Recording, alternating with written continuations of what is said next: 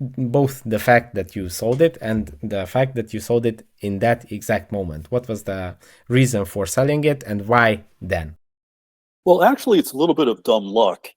I had ended up selling the business in early 2002. So it was just after 9/11 Mm, when much of the activity in the world had ceased.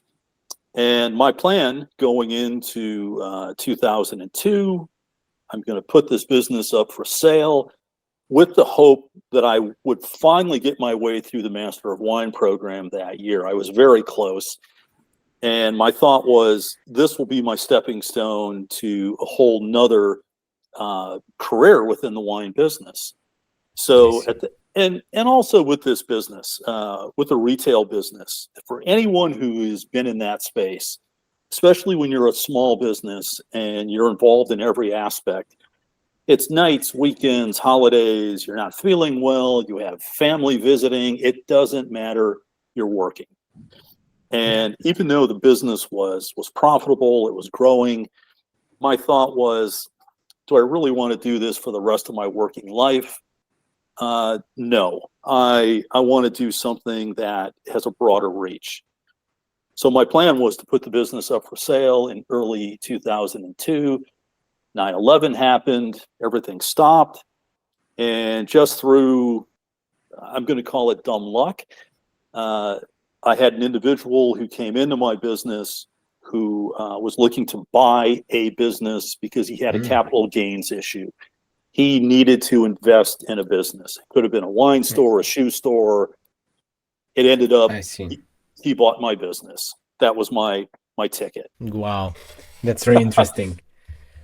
Uh, yeah, about the small stores, I can imagine that it was quite stressful, and I can imagine that also it's very tough to scale such a business and It to is.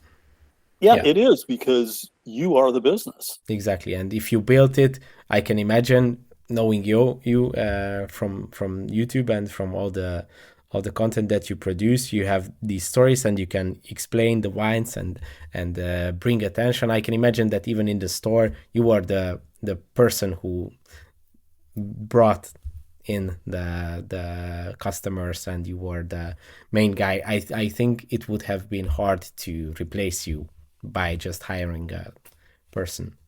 Well, perhaps. But again, for me, it was looking at the wine world and all of the different elements that I hadn't really fully connected with.